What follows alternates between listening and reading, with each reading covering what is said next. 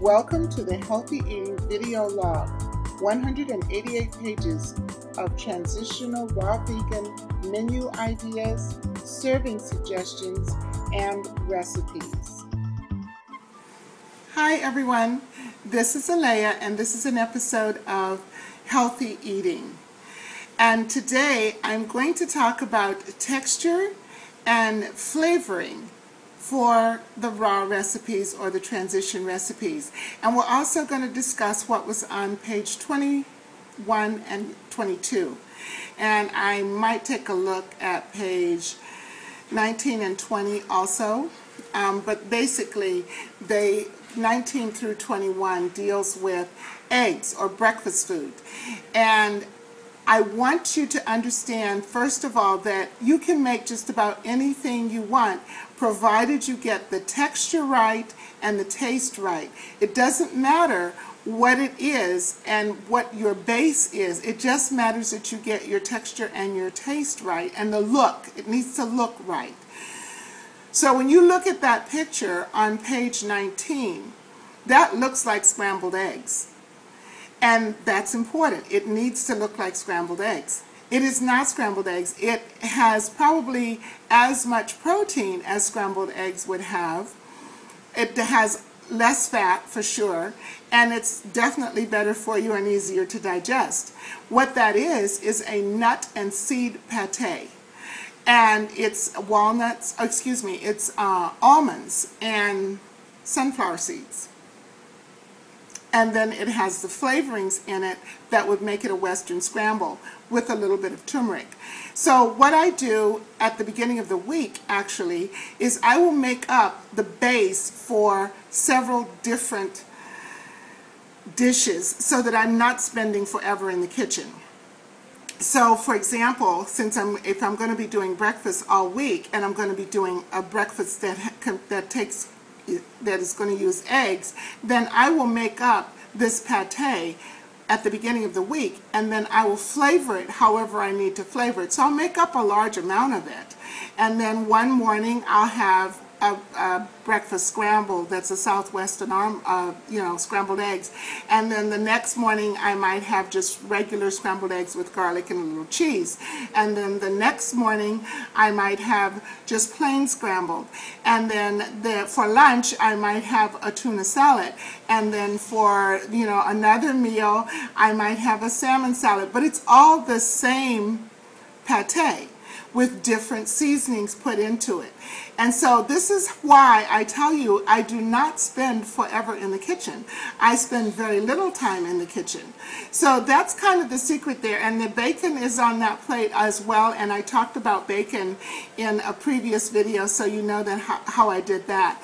Now on the next page, on page 20, we have tortilla chips, because they go with a Southwest scramble, right? So the tortilla chips are very simple to make, and I will tell you it is only 3 ingredients in the recipe. It's lime juice, corn, and flax, and water. That's it.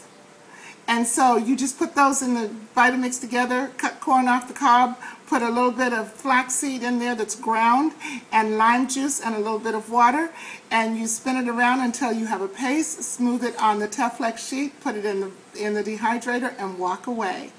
And then you have your tortilla chips. You also have a tostada, which is what I had today. I had tostada for lunch with refried beans. So, and again, you make these things up one day. You spend Sunday in the kitchen, 2 or 3 hours, and then you're done for the week.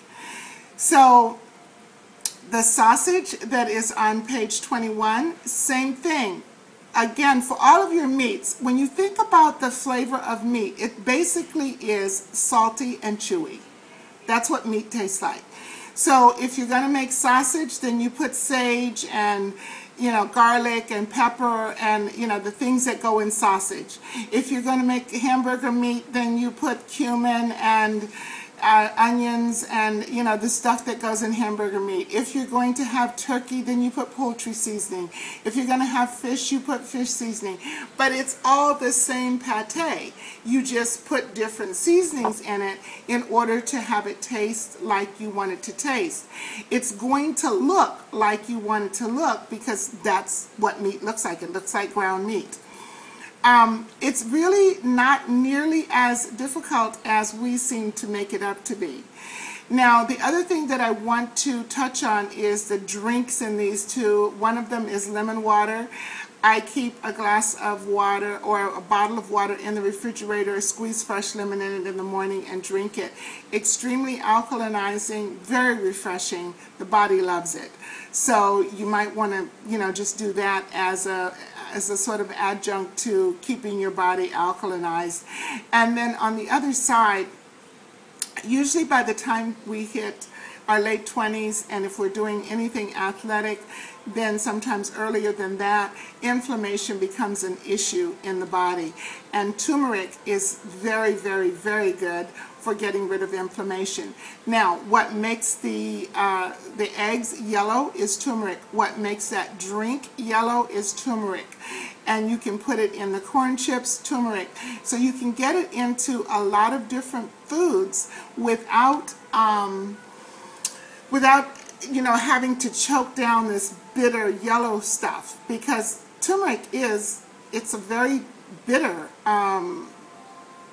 food. It's not tasty.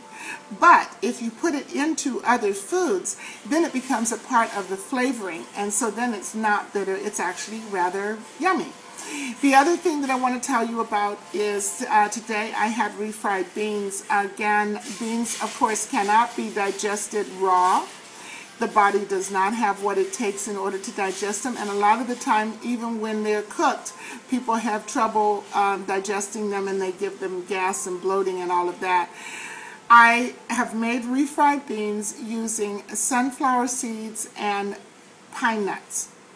You can use sunflower seeds and almonds. You can use sunflower seeds and mac nuts. I use pine nuts. They are oily. They have a really nice flavor to them. It actually gives that little southwestern bite. And they're very simple to make. They take a lot less time to make than real refried beans would take. So I'm hoping that this has given you some hints about how easy it is to do raw transition foods.